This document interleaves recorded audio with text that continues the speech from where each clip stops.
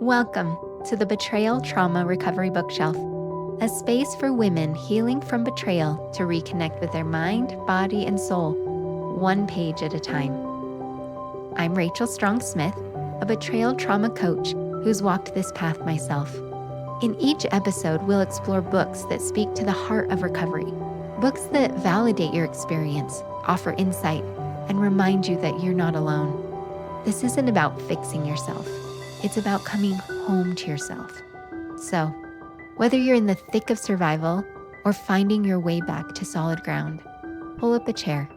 You're in the right place. Welcome. We have Dr. Crystal Hollenbeck with us today. Welcome, Dr. Hollenbeck. I'm so glad that you're here. Thank you, Rachel. I'm so excited to talk with you today. Let me tell you a little bit about Dr. Hollenbeck.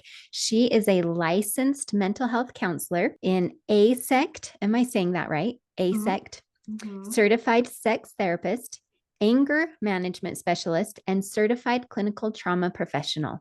She helps individuals and couples heal from the devastating impact that broken trust and broken relational attachment brings, including the complex anger that results from intimate betrayal. She is a highly sought after conference speaker and has a private practice in Florida where she also conducts 3-day intensives. I am so excited to talk about your book, Betrayal Trauma Anger. Tell me a little bit about it. What led you to write Betrayal Trauma Anger? Was there a specific client or situation? What brought it about? Well, in working with the betrayer, the betrayed, and the couple, anger was such a significant part of the healing process. And honestly, Rachel, I just couldn't find enough specific resources.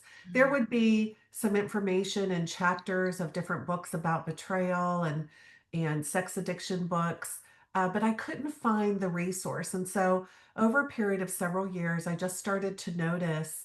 And of course, I'm certified in anger management therapy, but I just noticed how significant anger was in the healing process and just wanted to put a resource in the hands of partners. But the book was also written to help the betrayer as well as the helping professionals.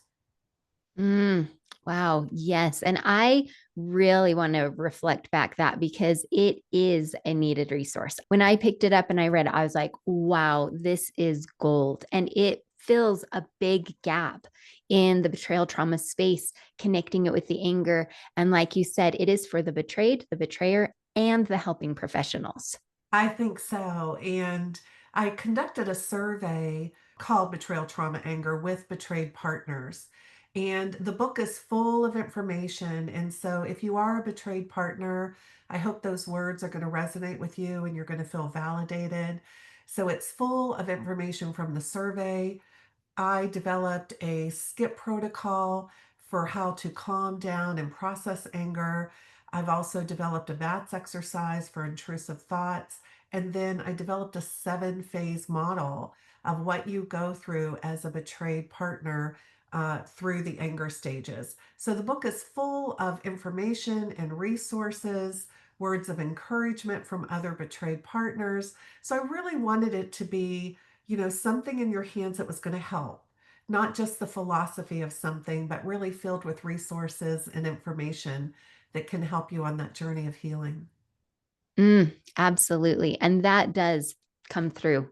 Definitely.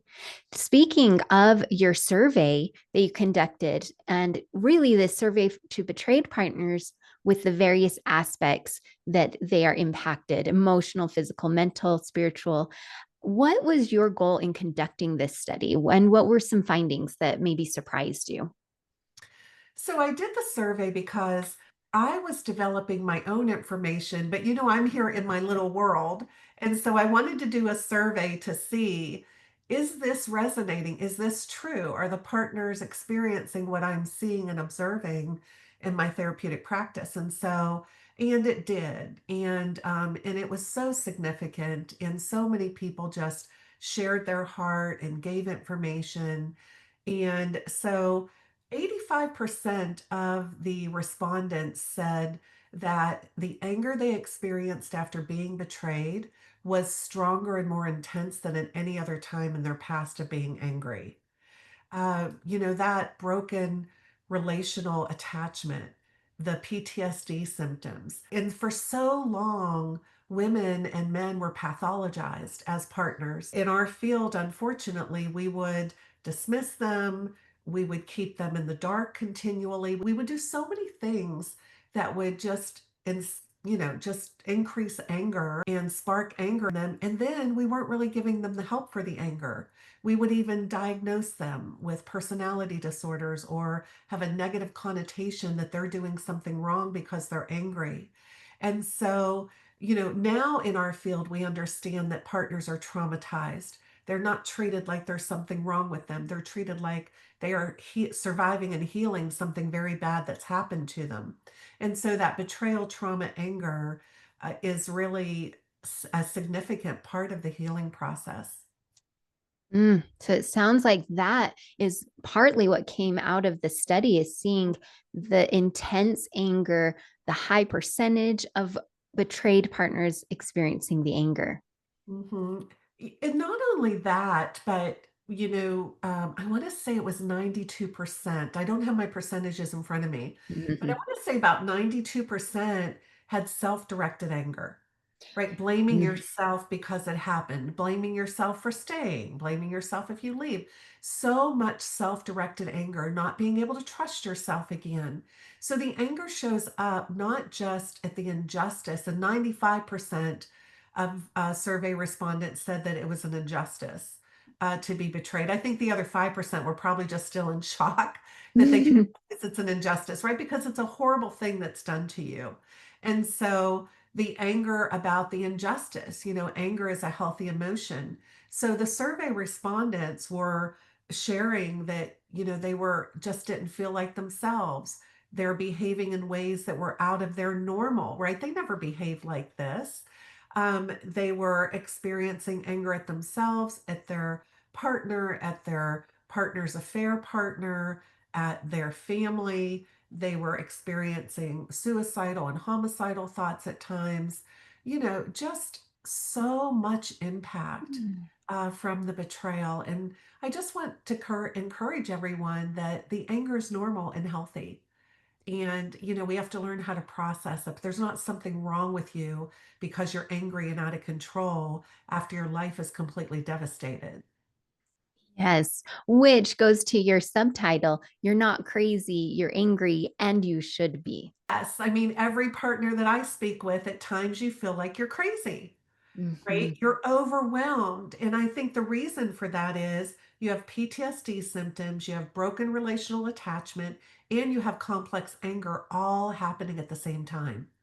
So I just want to encourage you. You're not crazy. You're just angry, and you should be, right? So the way that you're behaving and acting is a natural response to something that's, the harm that's been done to you. Yes.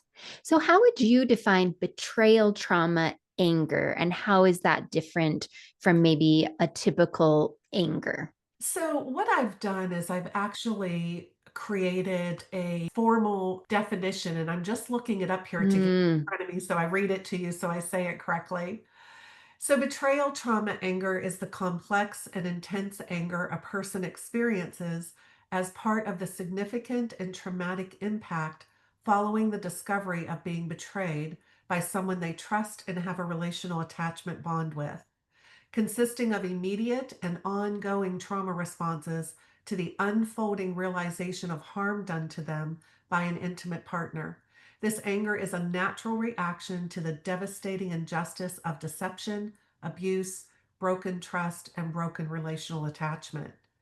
And so the key there in the definition that I created is it's immediate and then it's ongoing.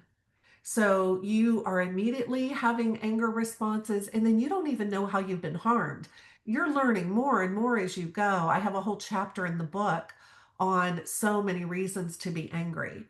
It's unfolding over time. And I think that's an important aspect to understand that, so many betrayers and family members and even helping professionals and clergy at times are like, why aren't you getting over this? Why are you still angry? Move on. Well, the reason they can't move on is because there's still things that are harming them to be angry about that's unfolding. And so it's not just like I'm angry this happened and then I get over it somehow. And you don't get over anything anyway. You really have to just heal through that. I love that distinction and definition. And it helps to continue to validate this betrayal trauma anger that is a normal part of the experience. This isn't a just get over it. The betrayal and the attachment is key here. I loved your bullfighting metaphor. That really spoke to me. I thought, wow, can you tell us a little bit more about the bullfighting metaphor? Sure. So on the cover, we see a matador and a bull. And what happened is I was thinking about the anger in the cover for the book one night. And I was thinking, how can I represent seeing red? That's what I wanted to bring out, like just seeing red, being so angry. And so obviously we get that phrase seeing red from the bull charging at the red cape in anger. And so I thought, you know what, I don't really know much about that. So I just started to sit down and just did a Google search and, looked at a bullfight and all the dynamics of that. And as I was researching it, I was like, wow, this represents a betrayer and a betrayed. So the relationship between the matador and the bull and the betrayer and the betrayed have several similarities. And so I talk about that in the book.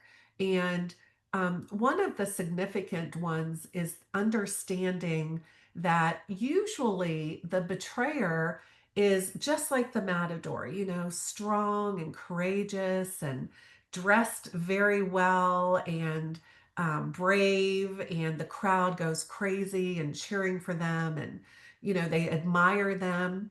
That's how the betrayer usually is in life. They're usually admired.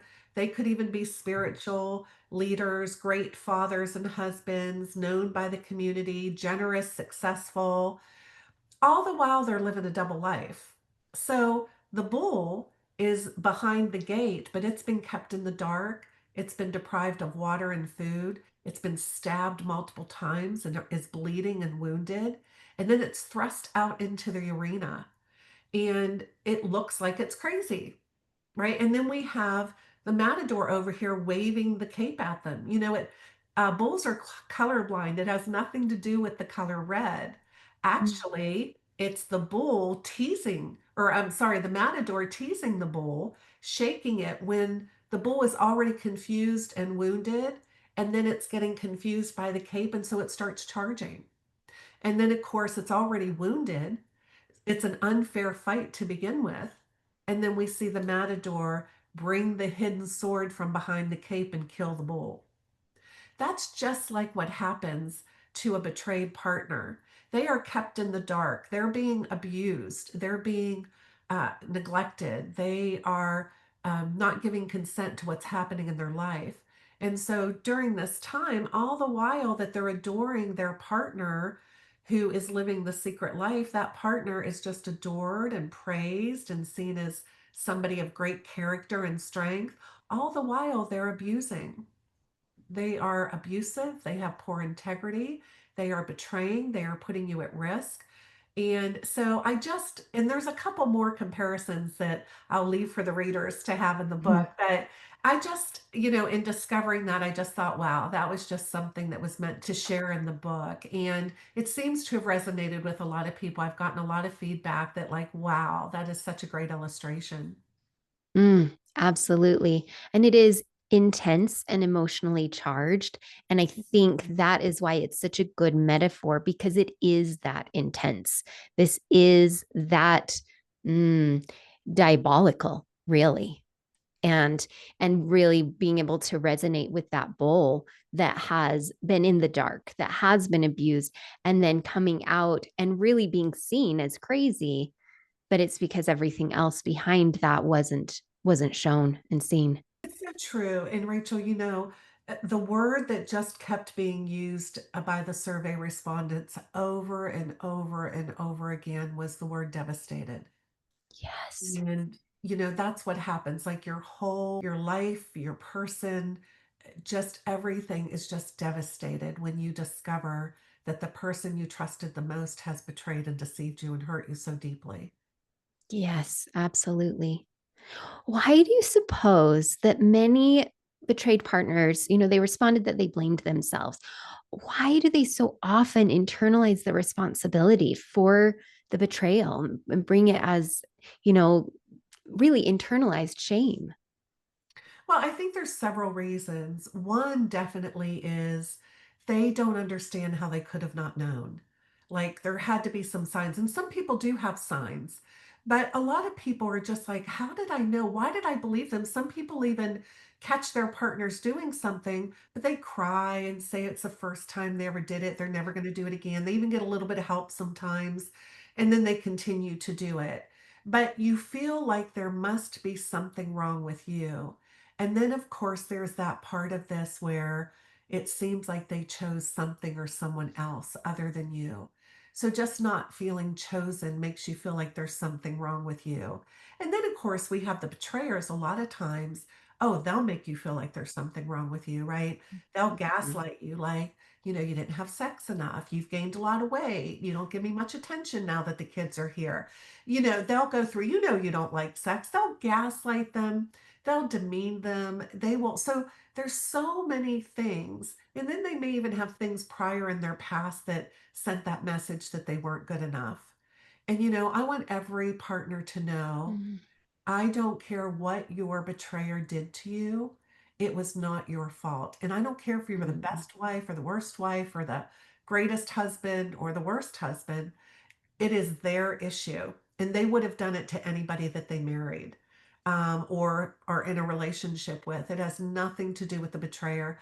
Most betrayed partners do come to that realization, but there's a lot of pain that they have at first that they have to work through, to make sense of something that doesn't make sense.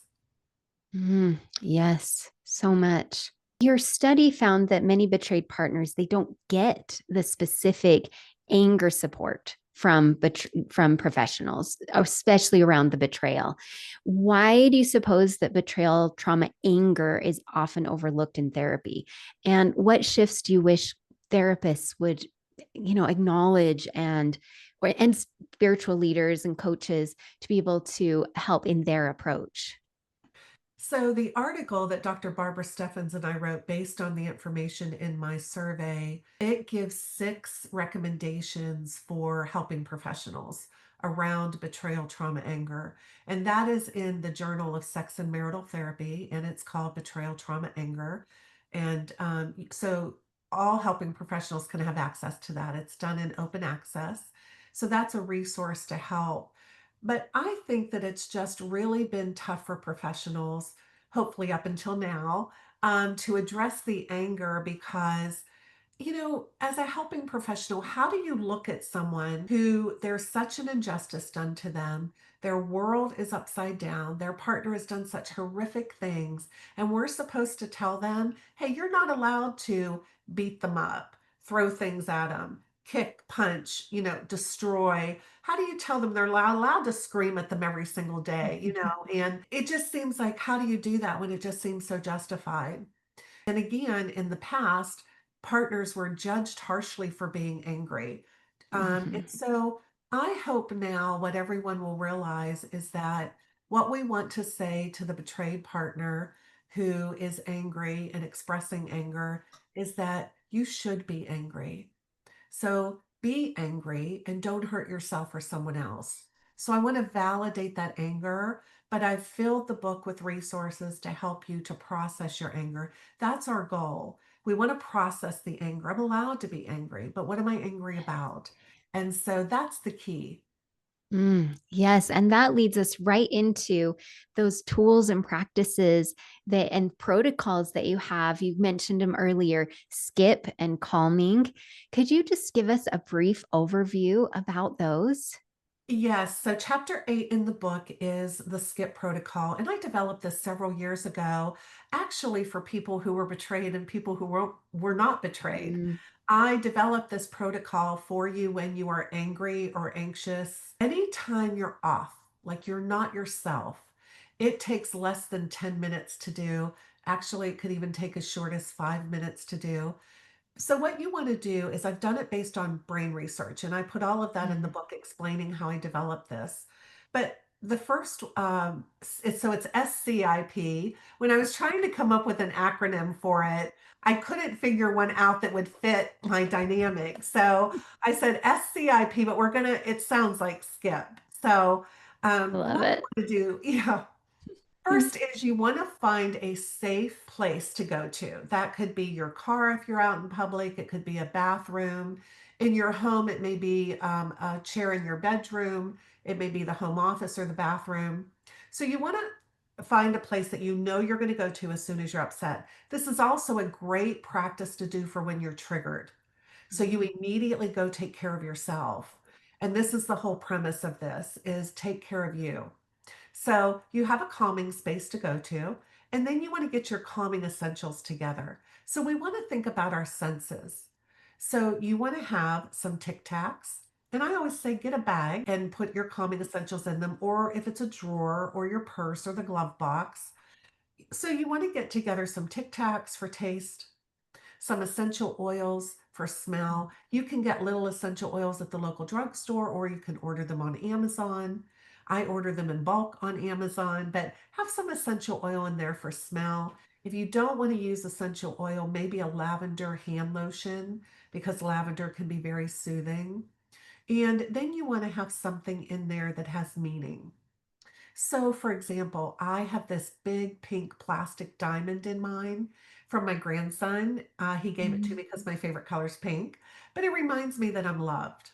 And then I have this, I'm a Christian, and I have this smooth stone that says Jesus, and that just reminds me that I'm never alone. So maybe you have something of value to you that can just remind you that you're important, that you're valuable, that you're loved, because we don't always feel that way when we're overwhelmed and angry or anxious. And so then you want to have some tissues in there, and you want to have something to journal. So I recommend, some people journal on their phones. Some people have like a notebook and a pen. You want to have that in there. And then you want to have something soft, whether you just feel your clothing or you have a soft something plush to put in there to feel for touch. And then if you can, so probably everybody that has kids or nieces and nephews, you have Legos at your home. If not, you can pick one up at the drugstore, but put a Lego in there. And we're going to talk about why in the next step. So you got your calming essentials together. You've picked your calming space. You have your calming essentials. Now you're ready. So anytime you get really angry or so let's say you're alone getting angry or anxious or triggered, or if you're in a conversation with somebody, you can just say, I need a few minutes. I'm overwhelmed. I'll be back in 10 minutes to continue the conversation. And you go take care of yourself. So when you're upset, you're going to immediately do the S, which is go sit down.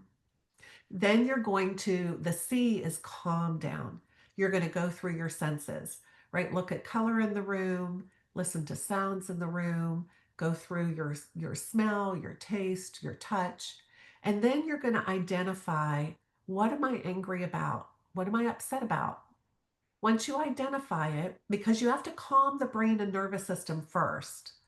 When the amygdala in the brain is in overdrive, which that's when we're angry or anxious or upset, the frontal cortex shuts down. So your frontal cortex is all your logic and reasonings.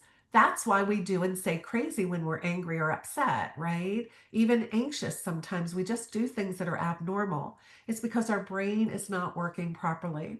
When we sit down and take a deep breath and we calm down, it calms the brain and nervous system. Then we can identify what is going on with us. And then the P is process. So that's where you use the Lego principle. What about this is out of my control that I have to let it go? Letting go means I don't think about it, talk about it, give it any more time and attention, because it's wasted time. It's out of my control. And what's out of your control is what someone says or does or thinks. That's out of your control. And the outcome of everything is out of your control. And then we want to say, what can I do? There's the building block side of the Lego. So, what can I do? I can establish a boundary.